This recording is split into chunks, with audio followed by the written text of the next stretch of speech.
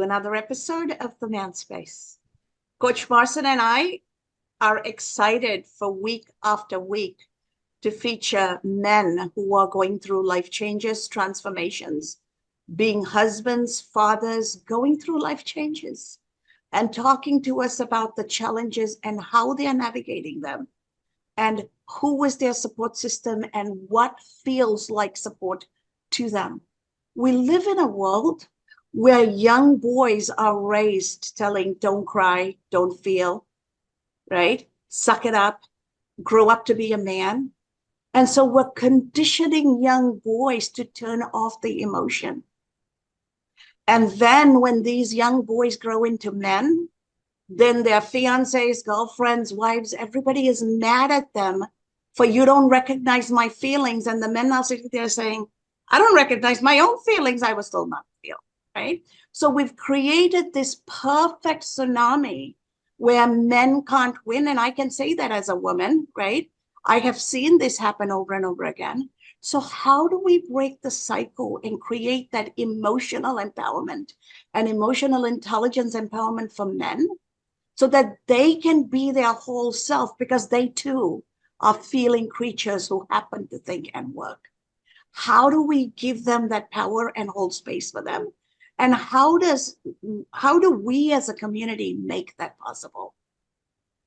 So today our guest is going to be introduced by Coach Marson. Take it away.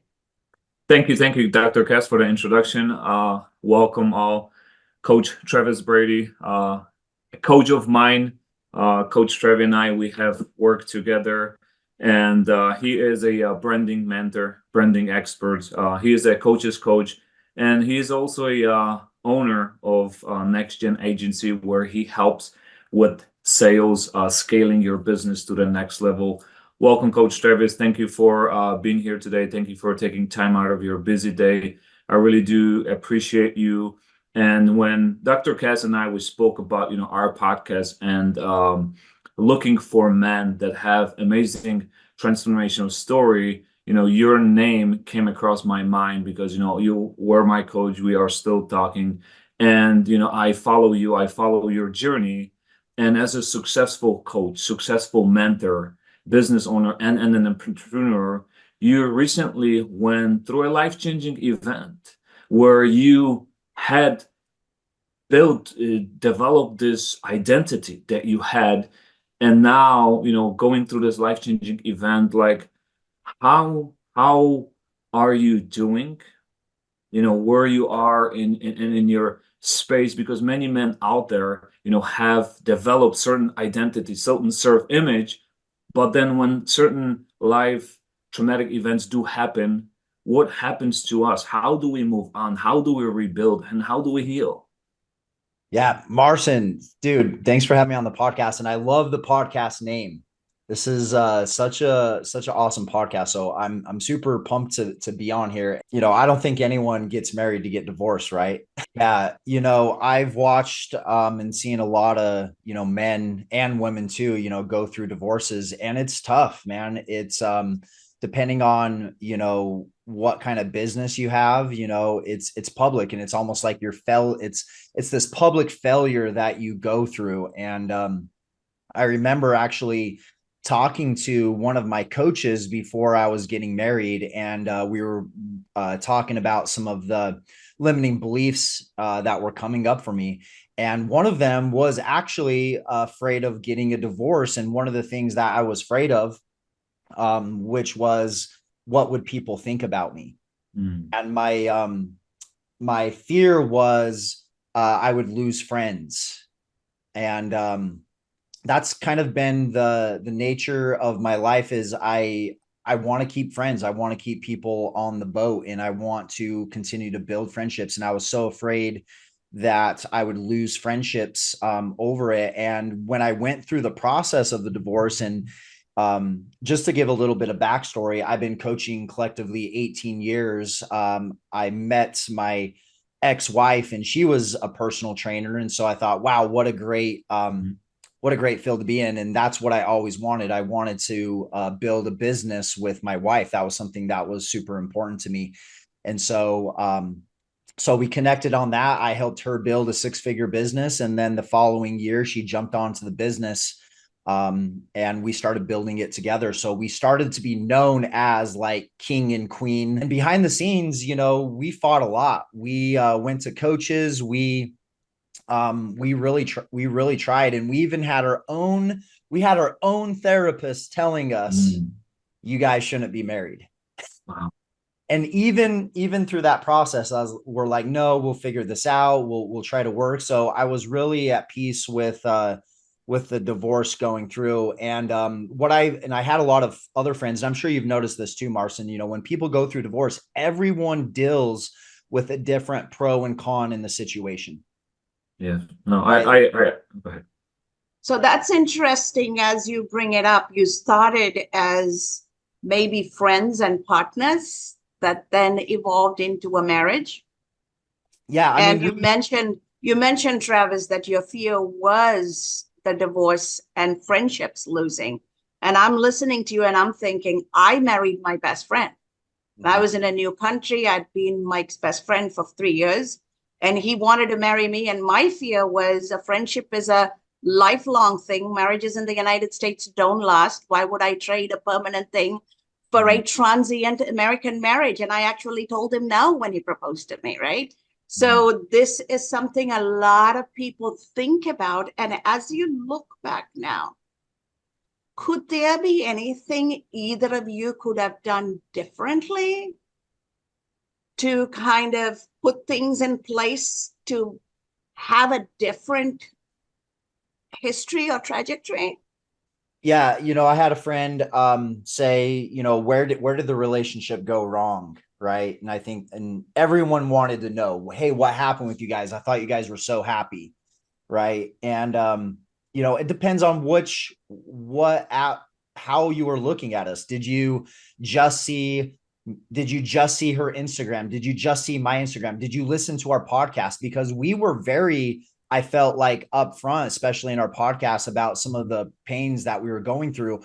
I personally wanted to talk about more of the stuff we were going through, just because I wanted to be more genuine in everything we were going through. She didn't want to talk about that. So I tried to honor how she felt, but I felt like if we could have shared more of that, I felt like it could have helped our relationship more. And I felt like it could have helped the relationships of a lot of others. But people ask me, where did it go wrong? And what I think at the very first, I don't think we should have ever really gotten married. I think we came in with these wounds that we were trying to heal through the relationship.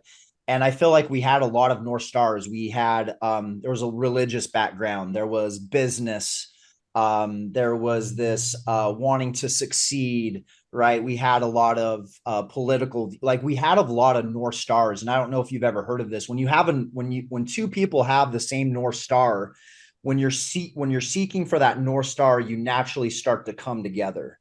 If you have two different North Stars, then you're naturally going to start to split apart, right? And so I feel like that's what kept us together, is we had a lot of similar North Stars.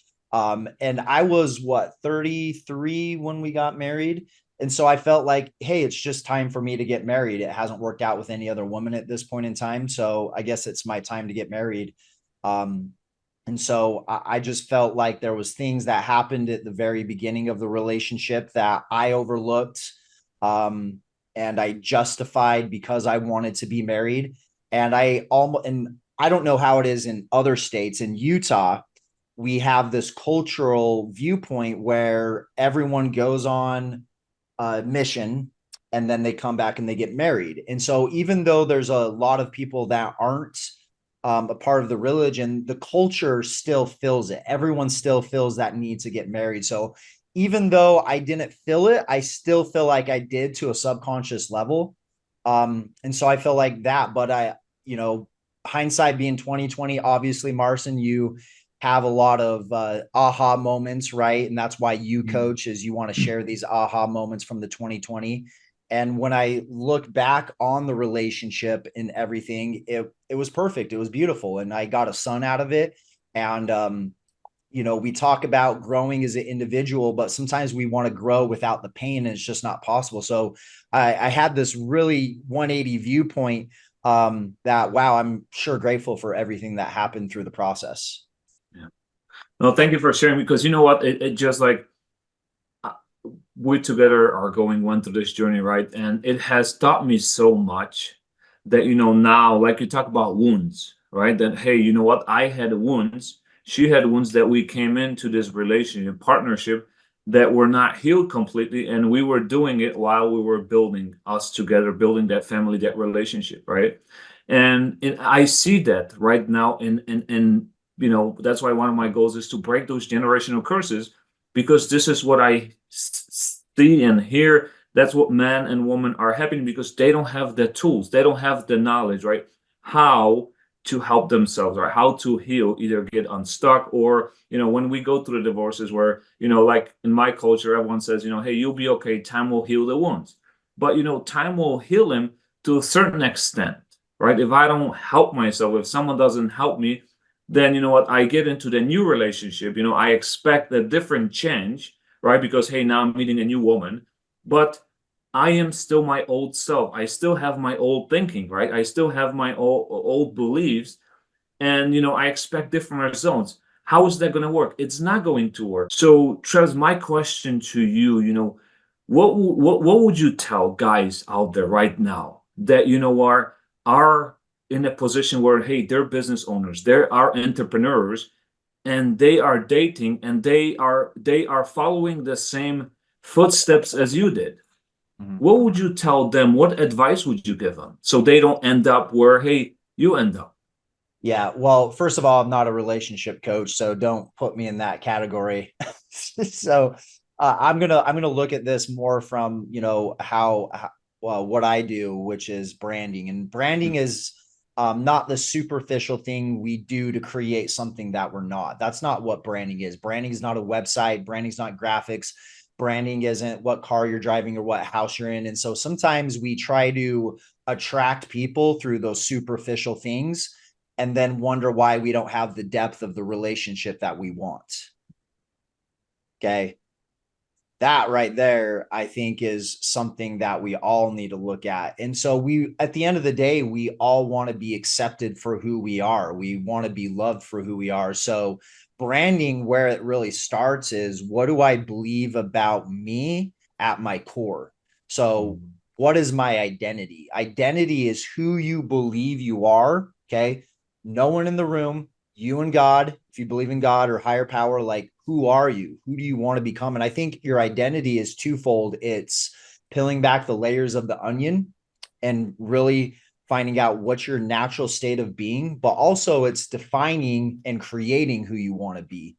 And I feel like that's where we should start the conversation with anything that we're doing in life, and especially going into any type of relationship, right? Because you are going to naturally connect with that counterpart. You're going to connect with whatever that is. And so, going back to our relationship, and truthfully too, I'm still unfolding, you know, what happened. I'm still peeling back the layers of the onion of what transpired in the relationship, right? And everything. And I still feel like I will be doing that for quite some time. And I feel like some of the things that we both experienced when we were younger, we connected through those trauma. And I think they refer to as trauma bonding. I don't know if you've ever heard that or refer to that as something else.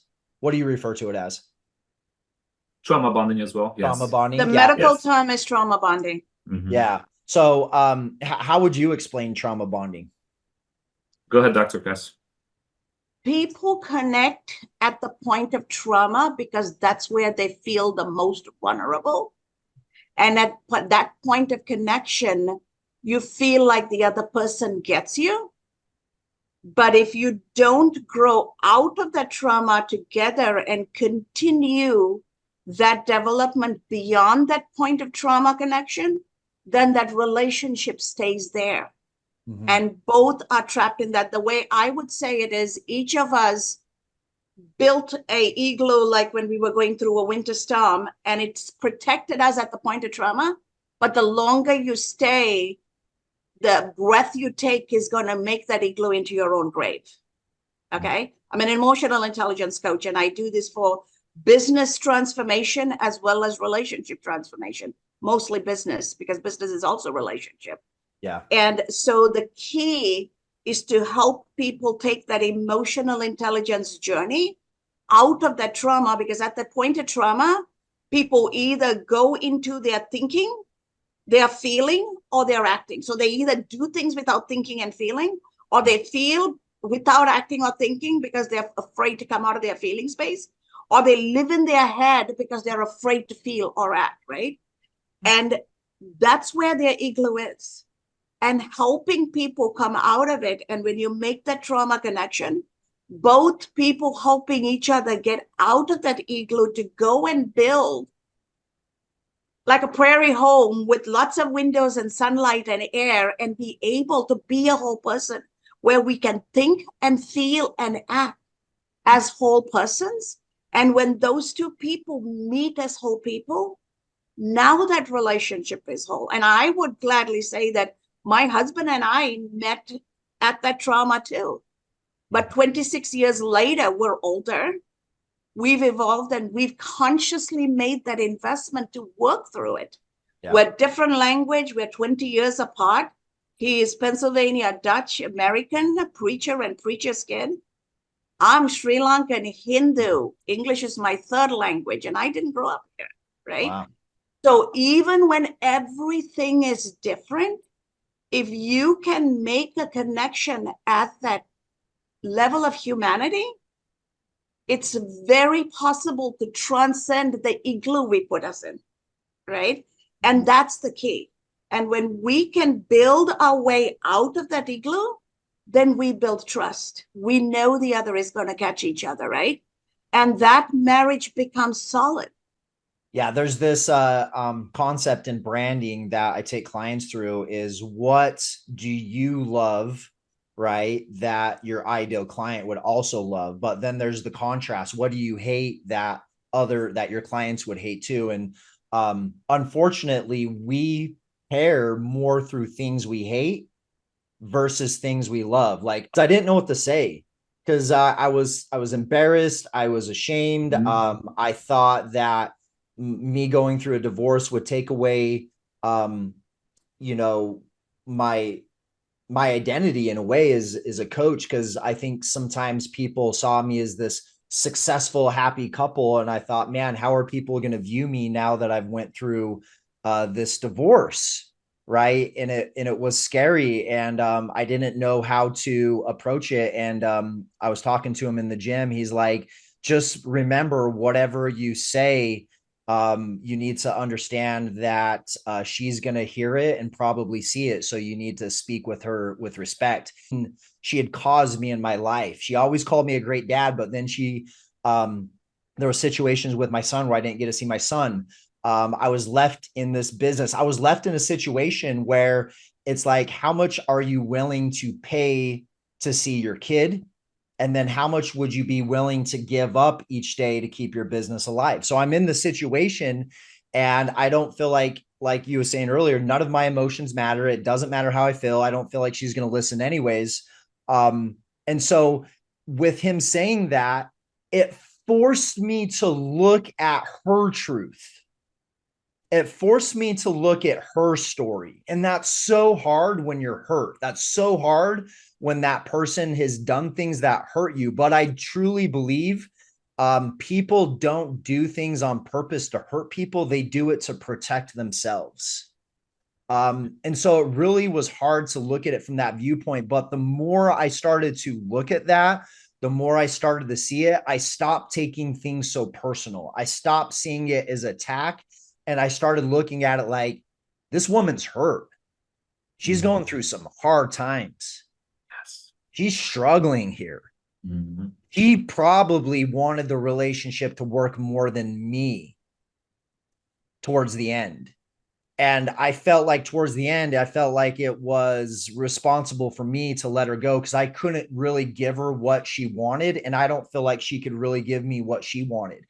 And so I go from this place of secretly wishing she would die to now we're really good friends. And we had a conversation a couple of months ago after this. I went to this I went on this little mini day seminar event, and I just had this awakening where I was able to heal some of the things and come to some really powerful conclusions. And that night, and as I talked to my coach, you know, we talked all through this and everything. And that night, I talked to her and I just said, "Hey, just so you know, I still have so much love for you." And as soon as I said that, she started crying. Yeah. Yeah. No.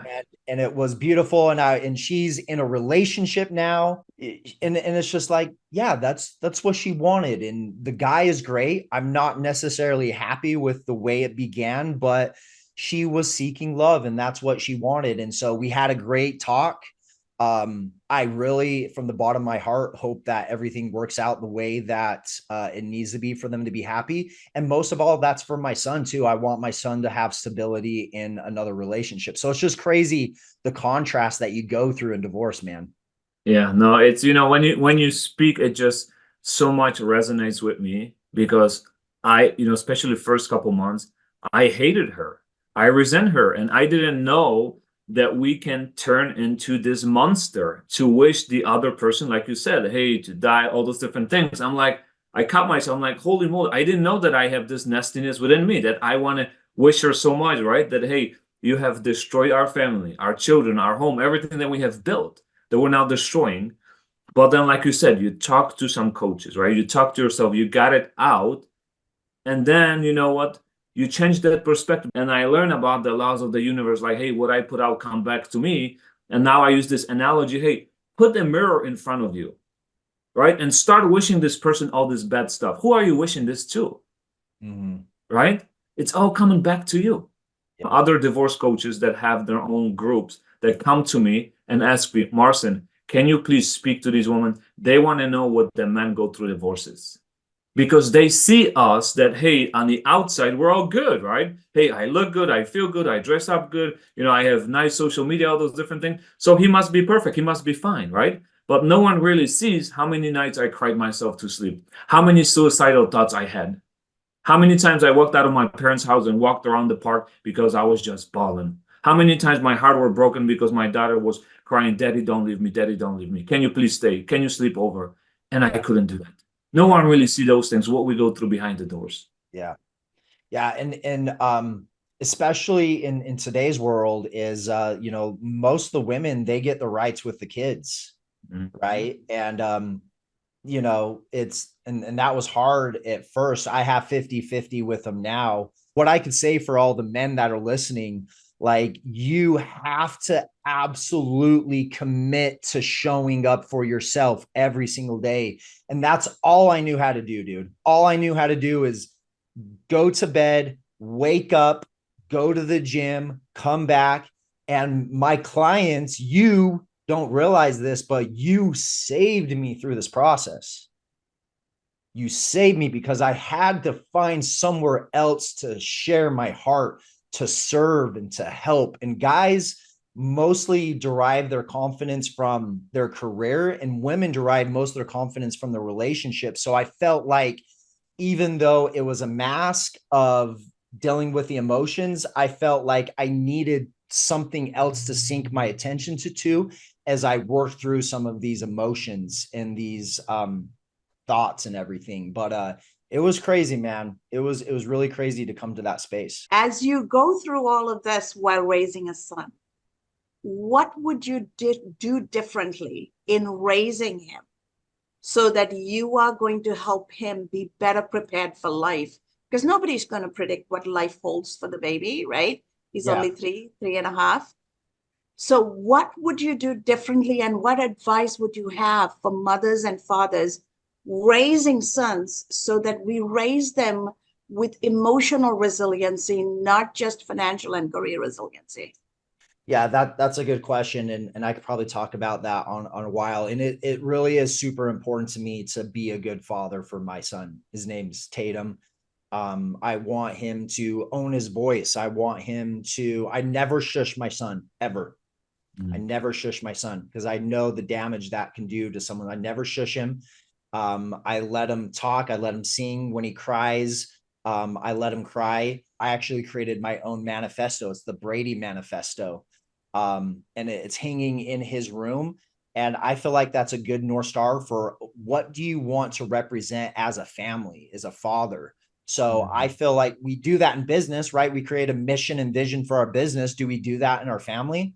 Right. So I feel like I'd be doing people a disservice if all I did was talk about, branding and culture for your business, but didn't talk about what it meant for your family. So that's would be my advice. Like really set a vision and mission, what your family wants to represent. Because at the end of the day, men are the kings of the family. We are, women are great leaders, but men also are looked upon as the leader of the family. So I would say, step up and really define what is that. And what you'll start to find over time is that you'll start to naturally gravitate to that manifesto. It's everything I do, no matter what happened, that's the past. I'm not going to focus on it. I'm not going to relive it. Nothing's going to change.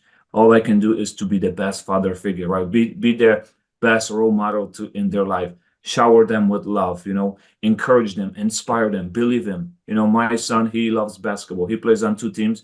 And you know what? I'm a coach, his basketball coach as well for the team. And we lost. And he plays so hard. And he was just so down because we played really good team. We're up, but our second 5 just, hey, didn't have enough and so on. And you know what? I gave him a hug and I told him, hey, Aiden, this is how you learn. This is how you grow from losses because now you know how it feels, right? When you lose.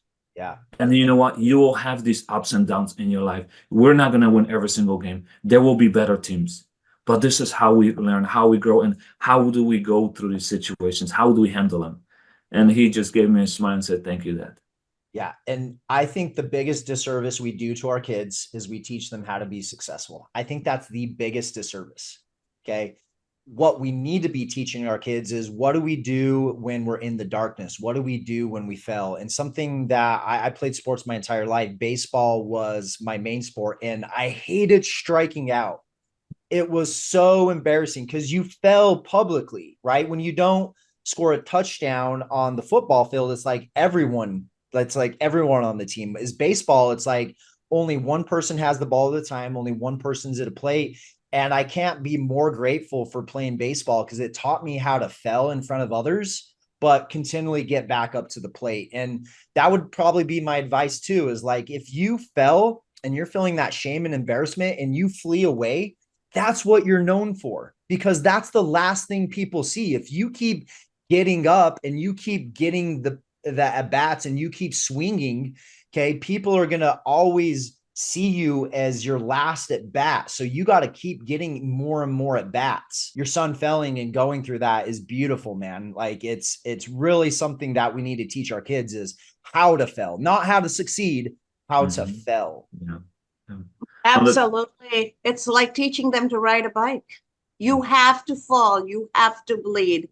You have to get up and get back on the bike. You don't quit if you're going to learn, right? So I love that analogy. And Travis, how can our audience get a hold of you if they want to talk to you, seek your services, seek your advice? Yeah, whoever's listening, I would love to be a part of your journey and see what great things you're doing in the world. My goal for 2024 is I know so many amazing people. Just barely met you, Dr. Marson. I've known for a couple of years. My goal in 2024 is to get all these amazing people that I know connected with each other to help each other. So I would love to connect you with all the amazing people I know in my life. So add me on Instagram. It's all one word, Travis Brady Brands. Brady like Tom Brady, Travis Brady Brands. Send me a message. Let me know you listen to this podcast, and I would love to follow you and be a part of your journey any way that I can. Beautifully said. And as we bring this podcast to a close, for all the dads out there, understand that you're not alone. There are other dads and other women out there who are willing to hold space for you. You may be feeling you're in the middle of a storm, and the storm is between you and the person you're having the relationship conflict with, but it's a whole world out there.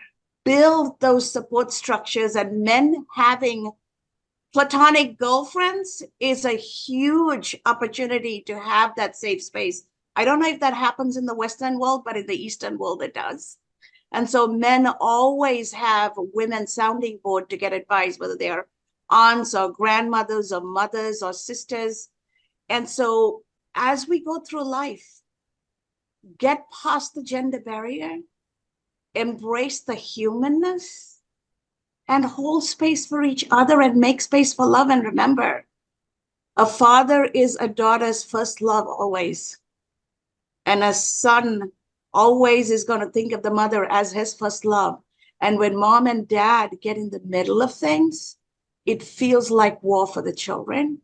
And find the time and place to heal. So go out there and celebrate, heal, get in touch with your inner self, your soul, your spirit, and live a life that makes you happy, makes you whole.